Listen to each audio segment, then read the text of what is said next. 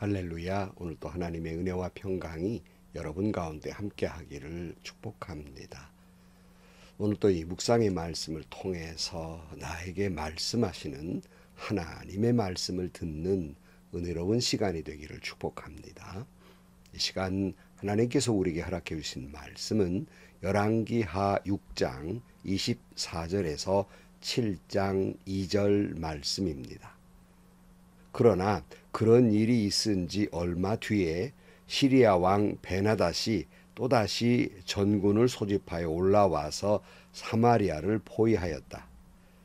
그들이 성을 포위하니 사마리아 성 안에는 먹거리가 떨어졌다. 그래서 나귀 머리 하나가 은 80세겔에 거래되고 비둘기 똥 4분의 1 값이 은 5세겔이 거래가 되는 형편이었다. 어느 날 이스라엘 왕이 성벽 위를 지나가고 있을 때 한 여자가 왕에게 부르짖었다. 높으신 임금님, 저를 좀 살려주십시오. 왕이 대답하였다. 주님께서 돕지 않으시는데 내가 어찌 부인을 도울 수가 있겠소. 내가 어찌 타작마당에서 곡식을 가져다 줄 수가 있겠소. 포도주 틀에서 술을 가져다 줄 수가 있겠소. 도대체 무슨 일로 그러하오. 여자가 말하였다. 며칠 전에 이 여자가 저에게 말하기를 내 아들을 내놓아라. 오늘은 내 아들을 잡아서 같이 먹고 내일은 내 아들을 잡아서 같이 먹도록 하자 하였습니다. 그래서 우리는 우선 제 아들을 삶아서 같이 먹었습니다. 다음 날 제가 이 여자에게 내 아들을 내놓아라. 우리가 잡아서 같이 먹도록 하자 하였더니 이 여자가 자기 아들을 숨기고 내놓지 않습니다. 왕은 이 여자의 말을 듣고는 기가 막혀서 자기 옷을 찢었다. 왕이 성벽 위를 지날 때 백성들은 왕이 겉옷 속에 베옷을 입고 있는 것을 보았다. 왕이 저주받을 각오를 하고 결심하여 말하였다. 사밧의 아들 엘리사의 머리가 오늘 그대로 붙어 있다면 하나님이 나에게 벌 위에 더 벌을 내리신다 하여도 달게 받겠다. 그때 엘리사는 원로들과 함께 자기 집에 앉아 있었다. 왕이 전령을 엘리사에게 보냈다. 그 전령이 이르기 전에 엘리사가 원로들에게 말하였다. 여러분은 살인자의 아들이 나의 머리를 베려고 사람을 보낸 것을 알고 계십니까? 전령이 오거든 문을 단단히 걸어 잠그고 그를 들어오지 못하게 하십시오. 그를 보내놓고 뒤따라 오는 그 주인의 발자국 소리가 벌써 들려오고 있지 않습니까? 엘리사가 원로들과 함께 말하고 있는 동안에 왕이 엘리사에게 와서 말하였다. 우리가 받은 이 모든 재앙을 보시오. 이런 재앙이 주님께로부터 왔는데 내가 어찌 주님께서 우리를 도와주시기를 기다리겠소. 엘리사가 말하였다. 주님의 말씀을 들으십시오. 주님께서 이렇게 말씀하셨습니다. 내일 이맘때쯤 사마리아 성문 어귀에서 고운 밀가루 한 스아를 한 세겔에 사고 보리 2스아를 한 세겔에 살 수 있을 것이다 하셨습니다. 그러자 왕을 부축하고 있던 시종 무관이 하나님의 사람에게 대답하였다. 비록 주님께서 하늘에 있는 창고문을 여신다고 할지라도 어찌 그런 일이 일어날 수 있겠습니까? 엘리사가 말하였다. 당신은 분명히 그런 일이 생기는 것을 눈으로 직접 볼 것이요. 그렇지만 당신이 그것을 먹지는 못할 것이요. 아멘. 여러분, 그 사람의 신앙은 그저 평온할 때 나타나는 것이 아니라 오히려 위기와 여러 가지 환난 속에서 그 사람의 진짜 신앙이 드러나는 것입니다. 그러니까 바람이 불고 흔들릴 때에 알곡과 쭉정이가 구별이 되듯이 이처럼 시련과 역경과 환난 속에서 그 믿음이 엿보인다는 말씀입니다. 앞에 패전한 시리아 군인들을 그저 죽이려고 하는 이스라엘 왕을 제지하고 엘리사가 그들을 잘 대접해서 고향으로 돌려보냅니다. 그리고 잠시 평화가 임합니다.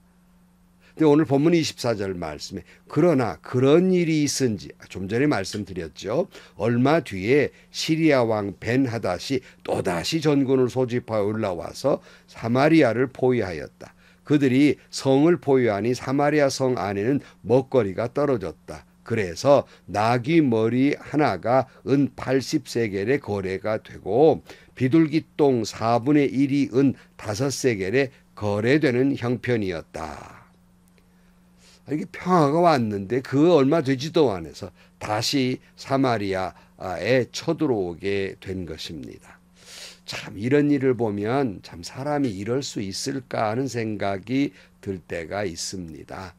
시리아 군인들을 잘 호위로 해서 죽이지 않고 돌려보냈으면 고마운 마음을 가져야 하는데 얼마 못 가서 또다시 전쟁을 일으키게 됩니다. 참 사람이 이럴 수가 있을까? 사랑을 주었는데, 긍휼을 주었는데, 자비를 주었는데 돌아오는 것은 미움과 배신이었다는 거예요. 여러분 그렇죠? 살다 보면 주님 말씀대로 사랑하라 하셨으니 열심히 사랑했는데 돌아오는 게 배신이란 말이죠. 저도 역시 이런 일을 당하다 보니 참 사람이 싫어지고 사람 만나는 것이 싫어서 두문불출하고 그저 몇 년을 사람을 잘 만나지 아니할 시절도 있었습니다. 그렇게 힘들고 괴로워하면서 그러나 마지막 결론은 무엇이었냐면 그래 그럼에도 불구하고 사랑했으니 됐지라는 생각이었어요. 나는 사랑을 주었으니 됐지. 그래 나는 잘 산 거다. 이렇게 스스로 결론에 도달하게 되었습니다. 지난 시간에 말씀드렸죠. 우리 신앙인의 최고의 무기는 기도이며 최고의 전략은 사랑입니다. 그 사랑이 우리로 하여금 최후 승리를 갖게 할 것입니다. 시리아 군인들이 사마리아 성을 에워싸니까 그만 어디 나가서 경제 활동도 할 수 없으니까 먹을 거 다 떨어졌지요. 여러 가지 어려움 속에 있게 됩니다. 세상에 비둘기 똥 이것도 먹을 수도 있고 또는 이걸 태울 수도 있는데 연료로 이게 어마어마하게 비싸진 거예요. 이 사람 이제 죽음에 다 다르게 되었단 말입니다. 이쯤 되니까 26절 어느 날 이스라엘 왕이 성벽 위를 지나가고 있을 때 한 여자가 왕에게 부르짖었다. 높으신 임금님 저 좀 살려주십시오. 왕이 대답하였다. 주님께서 돕지 않으시는데 내가 어찌 부인을 도울 수가 있겠소. 내가 어찌 다장마당에서 곡식을 가져다 줄 수가 있겠소. 포도주 틀에서 술을 가져다 줄 수가 있겠소. 저 좀 살려달라고 외치는 여인의 그 외마디에 왕이라는 사람이 대답하기를 하나님도 당신을 돕지 않는데 내가 어떻게 당신을 도울 수 있겠소라고 하는 말을 우리가 보게 됩니다. 이 말은 무슨 뜻이에요? 이렇게 된 거 다 내 책임 아니라는 거예요. 결국 하나님께 책임을 다른 데 돌려야 되는데 그 하나님께 돌리게 됩니다. 여러분 정말 이스라엘이 오늘 이렇게 고통을 당하는 원인이 하나님께 있는 겁니까? 아니잖아요. 이런 고통이 오게 된 것은 끝끝내 이스라엘 사람들이 그리고 이스라엘 왕이 하나님께로 돌아와 주님만 섬기지 아니하고 끝끝내 우상을 섬기고 아직도 죄 회개하고 돌아오지 못하기 때문에 이런 일을 거듭당하고 있는데 모든 책임을 하나님께 돌리고 있습니다. 여러분 일국의 왕이나 대통령은 백성을 향해 무한 책임을 진 사람이에요. 국민의 고통에 어떤 말로도 변명할 수 없는 입장이라고요. 그 위치란 말씀입니다. 그래서 왕이나 대통령은 누구 탓을 할 수가 없어요. 무조건 책임지는 자리가 바로 왕이나 대통령입니다. 그런데 오늘 본문의 이스라엘 왕은 내가 왜 당신을 도울 수 있단 말이야고 책임을 전가해요. 하나님께만 전가한 것이 아니에요. 또 다른 사람에게도 다 전가하고 있는데요. 왕이 살려달라 그러니까 왜 그러냐고 물어봤습니다. 28절 도대체 무슨 일로 그러오? 그 여자가 말하였다. 며칠 전에 이 여자가 저에게 말하기를 내 아들을 내놓아라. 오늘 내 아들을 잡아서 같이 먹고 내일은 내 아들을 잡아서 같이 먹도록 하자 하였습니다. 그래서 우리는 우선 제 아들을 삶아서 같이 먹었습니다. 다음 날 제가 이 여자에게 내 아들을 내놓아라. 우리가 잡아서 같이 먹도록 하자 하였더니 이 여자가 자기 아들을 숨기고 내놓지 않습니다. 참 입에 담기도 끔찍한 말이지요. 먹을 것이 없다 보니까 서로 아이를 삶아 먹는 이런 토탄에 빠진 비참하게 빠져 있는 것이죠. 정말 절박한 상황에 빠져 있는 거예요. 옛날에도 뭐 이런 이야기가 우리나라에도 옛날에 전쟁 중에 이런 일이 있었다는 말 전해 내려오고도 있습니다만은 아무튼 참 끔찍해요. 근데 왕의 모습은 어떻죠? 이 말을 들은 왕의 태도는 뭡니까? 30절. 왕은 이 여자의 말을 듣고는 기가 막혀서 자기의 옷을 찢었다. 왕이 성벽 위를 지날 때 백성들은 왕이 겉옷 속에 베옷을 입고 있는 것을 보았다. 왕이 이 말을 들으니까 자기도 기가 막히거든요. 옷을 찢었다. 옷을 찢는 건 당시 사람들이 극한 슬픔, 고통을 표현하는 방법이기도 합니다. 그리고 이 성벽 위를 지나가는데 백성들이 왕 그 옷 겉옷 사이에 베옷을 입은 것을 보였다. 보인 것인지 일부러 보여준 것인지 일종의 퍼포먼스였을 가능성이 높아요. 여러분, 이스라엘 사람들이 언제 안에다 베옷을 입느냐면 회개할 때예요. 그러니까 옷을 찢고 베옷을 입고 죄를 무릅쓰는 거 다 회개하는 모습이거든요.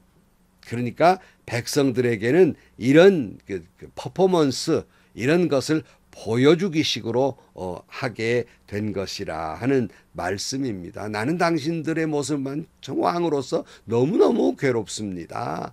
내 탓이요 나 회개할 뿐입니다. 뭐 이런 것을 겉으로만 보여주었다는 것이에요. 속은 뭐지요?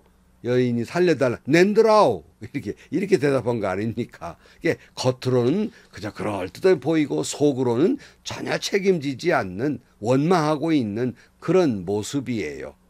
하나님께만이 아닙니다. 하나님의 종 엘리사에게도 책임 전가를 해요. 31절 왕이 저주받을 각오를 하고 결심하여 말하였다. 사밧의 아들 엘리사의 머리가 오늘 그대로 붙어 있다면 하나님이 나에게 벌 위에 더 벌을 내리신다 해도 달게 받겠다. 무슨 말이에요?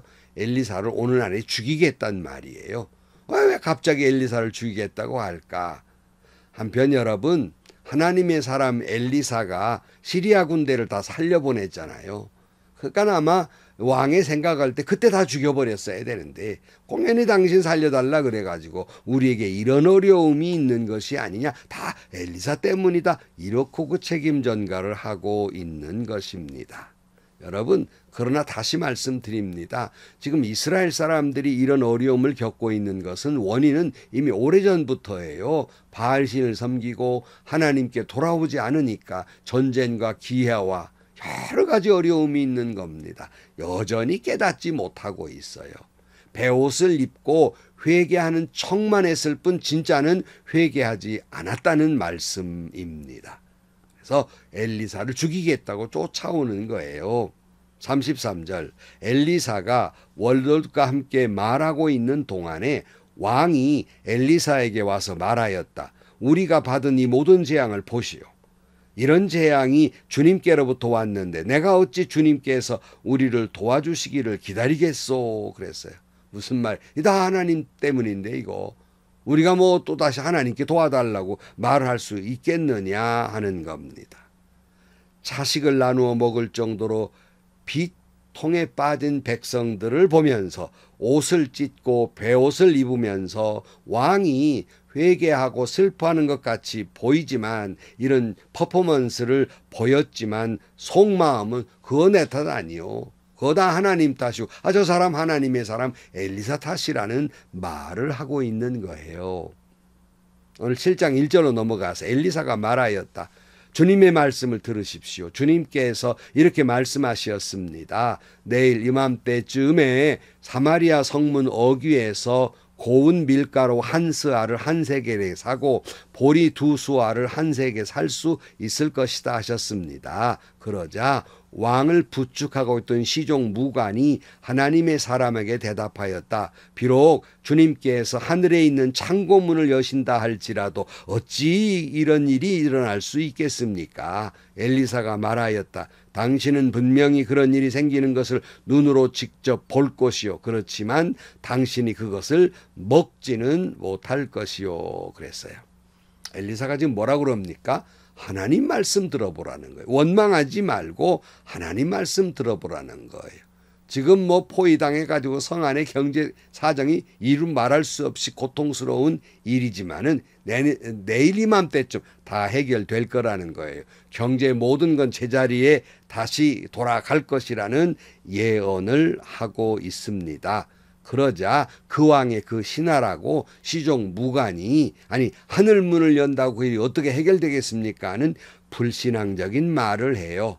이때 엘리사가 뭐라 그럽니까? 네가 이런 일이 벌어진 걸 보기는 볼 거다. 그러나 너는 이 때문에 오는 어떤 음식을 먹지는 못할 것이다. 말씀하고 있는 장면입니다.